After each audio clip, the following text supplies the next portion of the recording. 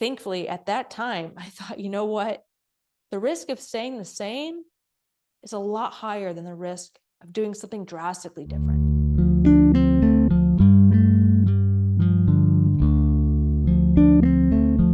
Hello, everyone. Jillian here, and welcome back to the channel, or welcome to the channel if you're new here. This channel is all about leaning in to our authentic self and living the life that we truly desire. I'm coming on at the 1-year anniversary of my article being published in Kevin MD, which was called Burnout Recovery: Permission to Pivot. Now, if you haven't read it, the article is about my journey when I was an oral surgery resident in the Air Force, and I developed suicidal ideation, and I felt I was on the path that may not be best for me at that time, but I did not want to consider pivoting. At that time, I developed pervasive suicidal ideation, especially while on call. But I thought I had two options. I thought I could either continue in residency with the suicidal ideation or take my own life.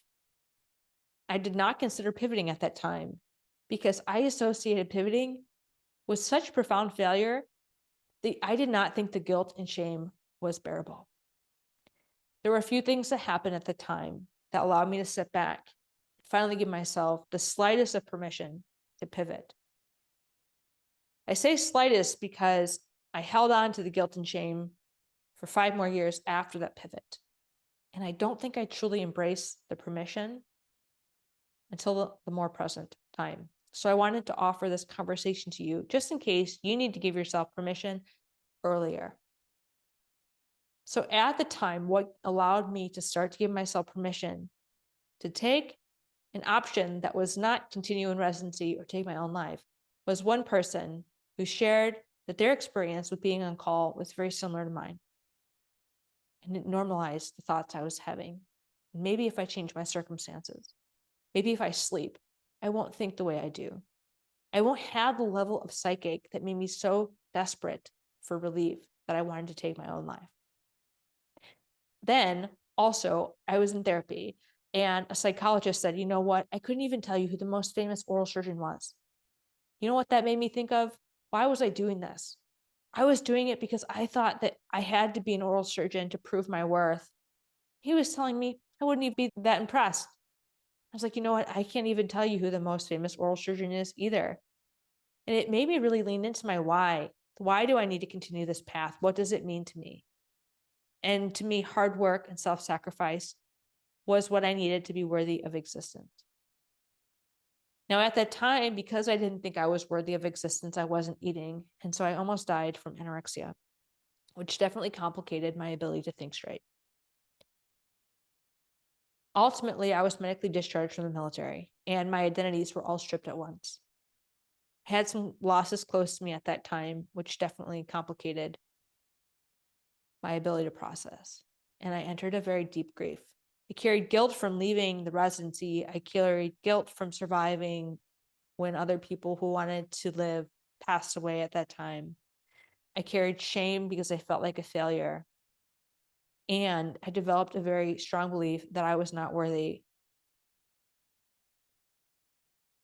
When I left surgery, I jumped into a new residency and I was on survival mode.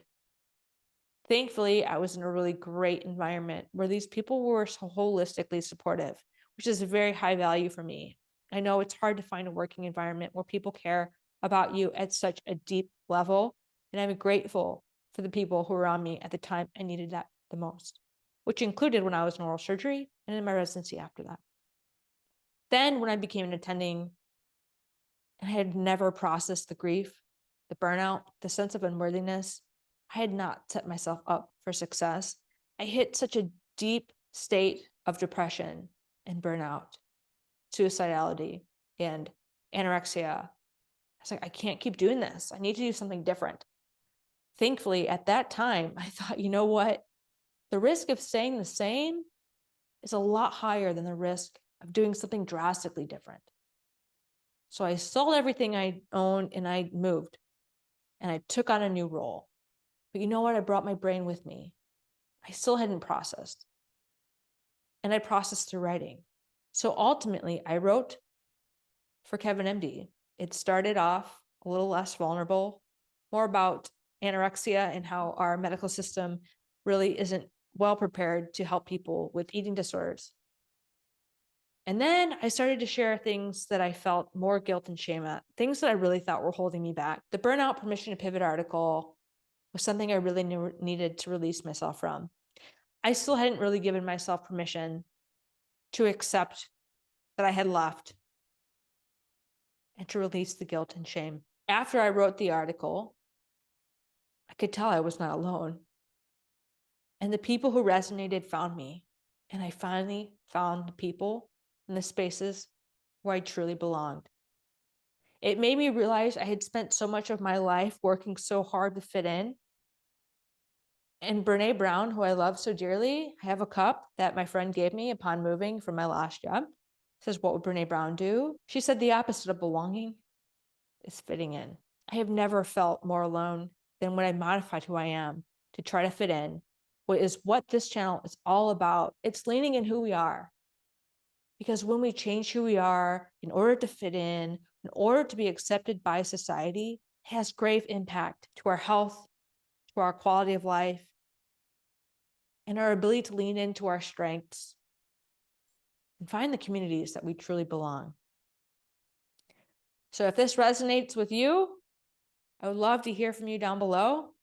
If this community is supportive to you and you're interested in sticking around, make sure to subscribe and invite anyone else who may benefit. I would love to learn more about you and support you on your journey. I'll link the article down below if you're interested in reading more. And until next time, thanks for being here.